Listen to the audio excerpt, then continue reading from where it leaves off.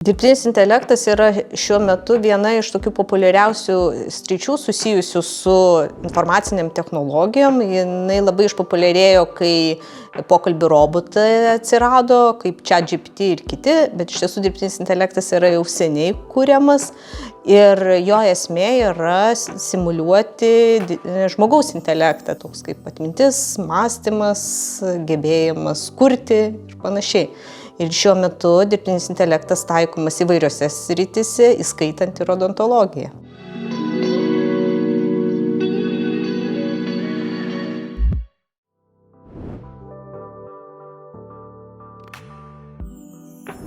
Dirbtinio intelekto odontologijoje jau yra nemažai, galbūt kalbėti apie jau praktinį pritaikymą, tai dar yra tam tikros ribos, tačiau tiek odontologai, tiek informatikai, mokslininkai kuria dirbtinio intelekto sistemas skirtas ir metodus skirtas odontologijai ir kaip patį paprasčiausią tokį pavyzdį, kur jis galėtų būti panaudotas. Visuomenė ne visada tinkamai supranta dirbtinio intelekto prasme, siedami tik tai su pokalbių robotais. Tačiau prieš tai, kol tie pokalbių robotai nebuvo taip populiarūs, tai vaizdų analizė buvo svarbiausia dirbtinio intelekto tokia sritis, galima sakyti. O puikiai žinom, kad odontologijoje vaizdai irgi yra neatsiejama dalis. Tai yra, mes nuėję pas odontologą, mums labai dažnai daro panoraminę rentgeno nuotrauką ir nagrinėti nuotrauką gali be abejo specialistai odontologai, tačiau ir dirbtinio intelekto metodai gali stipriai pagelbėti odontologams ir net pacientams kartais gali būti lengviau suprasti, kas tai yra toje nuotraukoje, kaip pavyzdžiui jau išryškinti kažkokius sutrikimus, prasidėjusi ten kariesą ar kitas ligas. Ir jeigu pacientas turėtų tokį įrankį, ne tik gydytojas, bet ir pacientas, jis galėtų jau irgi pamatyti iš karto daugiau informacijos, negu tik tai ten tokia pilka nuotrauka. Galima išskirti labai daug sričių, kur dirbtinis intelektas gali būti panaudojamas, tai vaizdų analizei, tada personalizuotam gydymui, kas yra apskritai medicinoje yra kaip ir viena svarbi sritis. Taip pat gali būti be abejo ir pokalbių robotai, gerai žinomi, panaudojami, kaip pavyzdžiui, jeigu tai būtų kažkokia. Labai dažnai būna situacija, kai pavyzdžiui savaitgalį pradeda dantis labai stipriai skaudėti ir nežinom, ko imtis, nes klinikos nedirba. Tai jeigu būtent pokalbių robotai būtų adaptuoti odontologijai, gal mes galėtume, aišku, kažkokių patarimų gauti ir iš jų, kokios pirminės priemonės, kažkokios, kas sumažintų skausmą, tarkime, ar kažkokį patinimą ir palaukti, kada gydytojas jau galės priimti.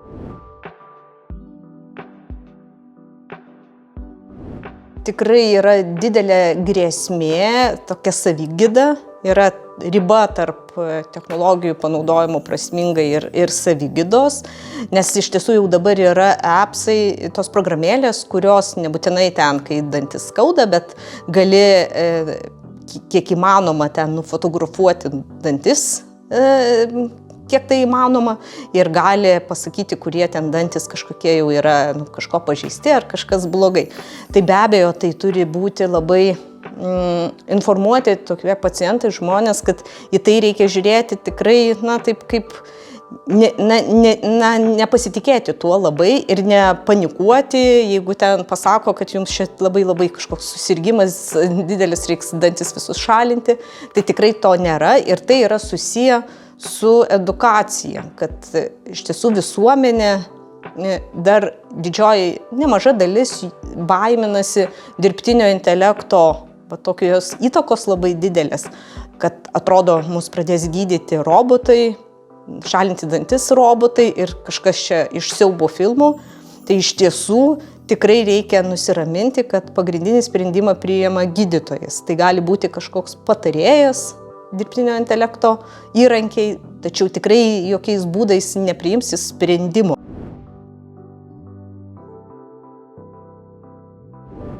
Iš tiesų yra naudojama, aš nesu visiškai tikra, kaip Lietuvoje plačiai naudojama, bet užsienyje yra net ir moksliniuose straipsniuose daug informacijos pateikiama, kaip dirbtinis intelektas yra panaudojamas, yra programos tiek tų rentgeno nuotraukų peržiūrai, tiek kitiems dalykams, tai tikrai jau tampa realybė ir be abejo čia priklauso matyti ir nuo klinikų, kadangi vis tiek rimti įrankiai dirbtinio intelekto kainuoja ir nemažai kainuoja.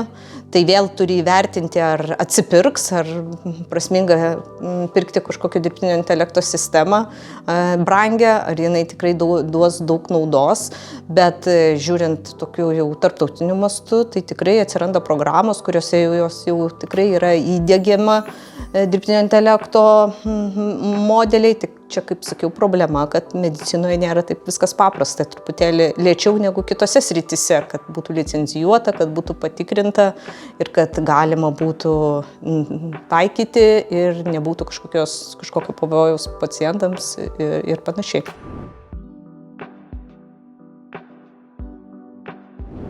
Paneigti, kad nereikia, tai tikrai taip, argumentai, kurie pasako, kad tą teigiamą naudą dirbtinio intelekto, tai tikrai jie yra stipresni ir pagristi labiau ir moksliniais tyrimais, nei tokios baimės, kurias galima valdyti, tinkamai valdant rizikas ir tų baimių gali būti sumažinta. Dar yra vienas svarbus aspektas, galbūt jis nėra dabar iki galo dar įgyvendintas, bet yra Europoje toks ruošiamas dirbtinio intelekto aktas vadinamas, kuriame yra jau ir numatyta, kad ypač taikant medicinoje pacientas turi būti supažindinamas ir suprasti, ką tas dirbtinis intelektas gauna, kokį rezultatą. Turi būti jam suprantama forma pateikta, tai neturi būti ten kažkokios tokios mistikos, kad kažką jisai ten pabūrė, išbūrė, tai viskas tas paaiškinamasis dirbtinis intelektas net yra tokia ir sąvoka, ir mokslinė naudojama, tai ir visa tai turi būti irgi pacientui aišku. Dirbtinis intelektas mokosi naudojant duomenis. Tai iš tiesų reikia labai didelių duomenų kiekių.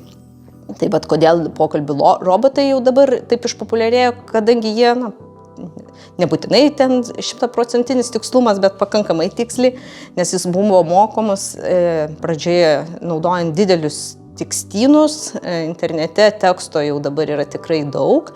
Kalbant apie specifiką odontologijoje ir kaip jeigu tas pavyzdys galbūt su vaizdais yra toksai labiausiai suprantamas, tai norint apmokyti sistemą reikia labai daug vaizdų, tarkime panoraminių nuotraukų.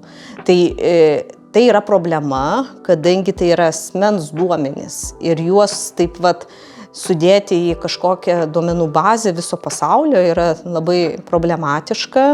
Tai jau yra tokios duomenų bazės kuriamos ten pagal įvairius projektus, kur vaizdus deda į vieną vietą, nes jeigu ten yra kažkokia odontologijos klinika ir nepaisant, kad tų klientų gal yra ten šimtais, bet tų nuotraukų irgi bus tik tai šimtai, o iš tiesų reikia tūkstančiais ir kuo daugiau tų nuotraukų būtų, tuo dirbtinio intelekto sistema būtų tikslesnė.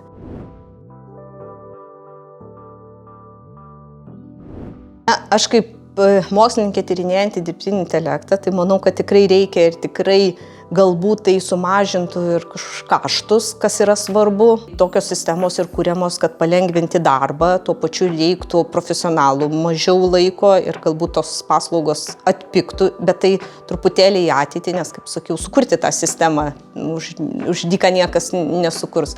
Tai manau, kad ir Lietuvoje, ir ypač jeigu yra trūkumas odontologų, ar kitų sričių gydytojų, tai taip pat dirbtinio intelekto sistemos gali pagelbėti, būtent laiko mažiau reiks, tai galbūt ten kažkokių profesionalų turėtų būti mažiau ir kokybė dantų priežiūros ir gydymo gali būti gana aukšta. Tai tikėtina, kad bus ir Lietuvoje neužilgo, bent mes taip tikimės.